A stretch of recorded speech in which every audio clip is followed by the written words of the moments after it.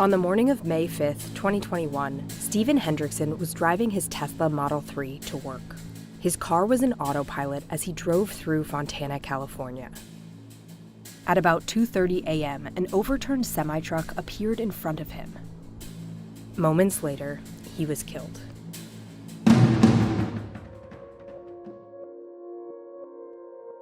The 35-year-old left behind his wife and 2 kids. This crash is one of more than 1,000 that Tesla has submitted to federal regulators since 2021, the details of which have been hidden from the public. Video and data gathered from these crashes by the Wall Street Journal shows that Tesla's heavy reliance on cameras for its autopilot technology, which differs from the rest of the industry, is putting the public at risk. Teslas operating in autopilot have been involved in hundreds of crashes across U.S. roads and highways since 2016. Over the years, Tesla CEO Elon Musk has maintained the technology is safe. I do think that long-term it can reduce accidents by a factor of 10.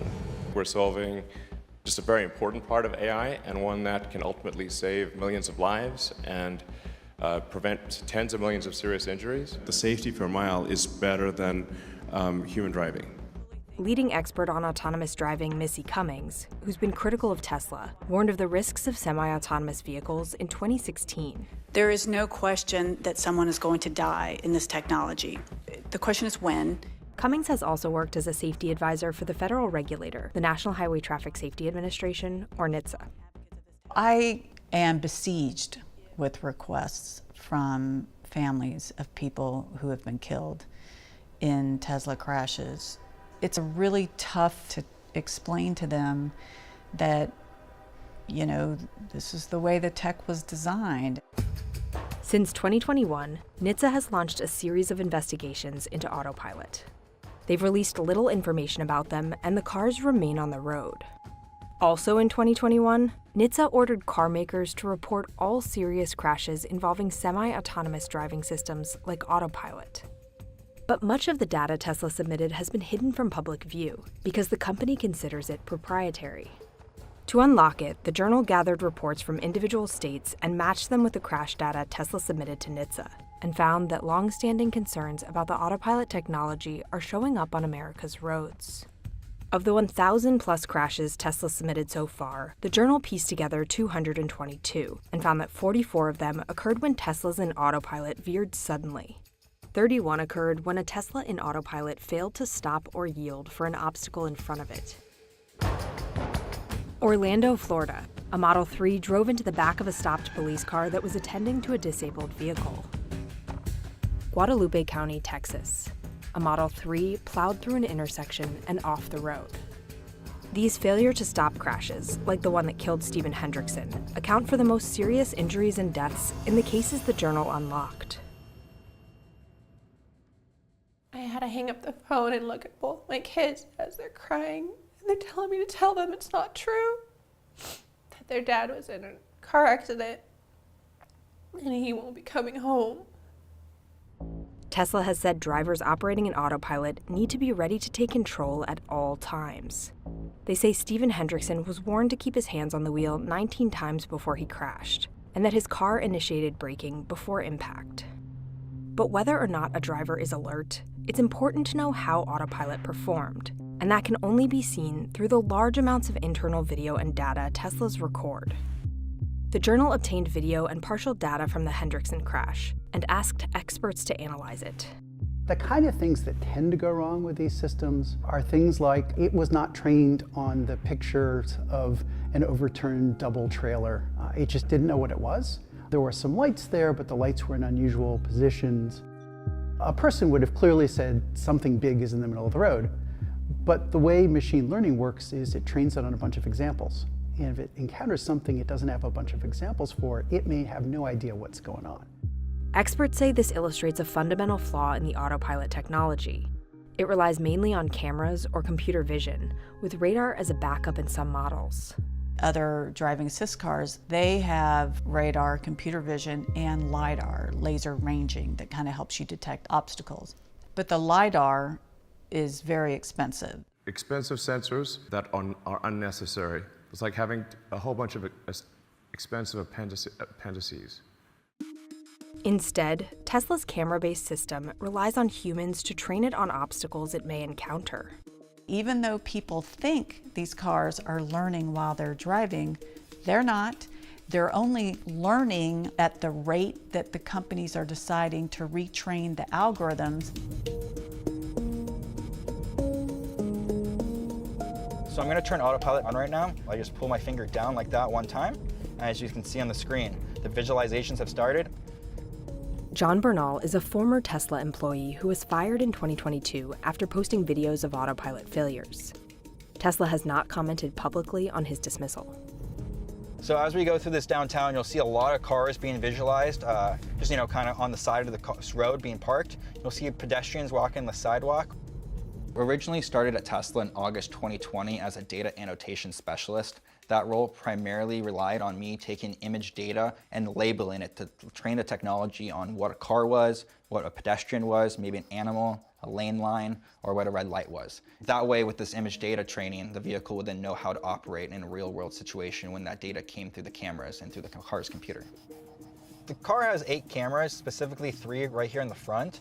And so as that truck just went across us, it's actually going through the plane of multiple different cameras. And one camera, it may have looked perfectly on the ground and centered, but another camera, it could have been 6 feet ahead or 6 feet behind, or maybe 5 feet floating in the air. And those are things I've noticed while labeling these image clips, is that these cameras are not calibrated properly. And so what looks true in one camera will not be true in another camera.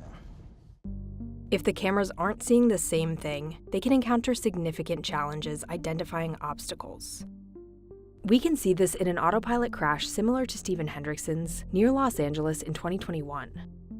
The Journal obtained a rare set of raw data for the Tesla in this crash from an anonymous hacker.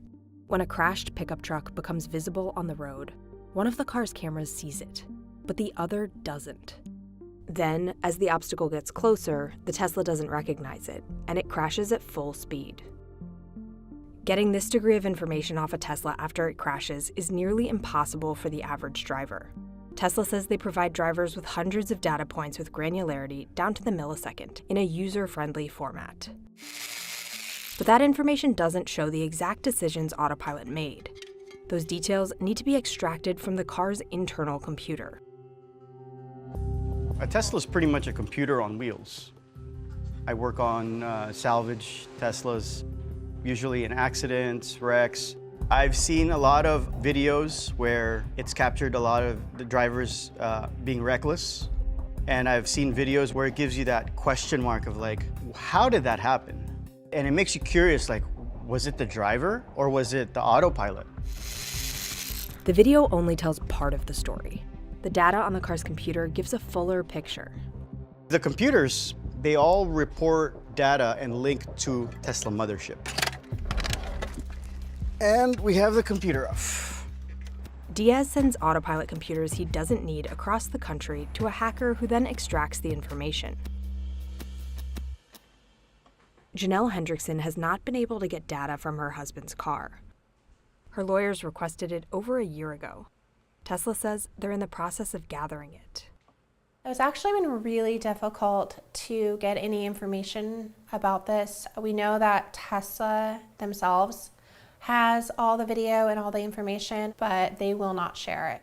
One thing that's not reflected in the car's data is the driver's confidence in the technology.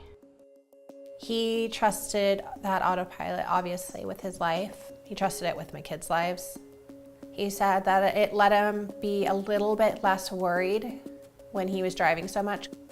He'd leave about 3 a.m. to get to work by 6 all over SoCal.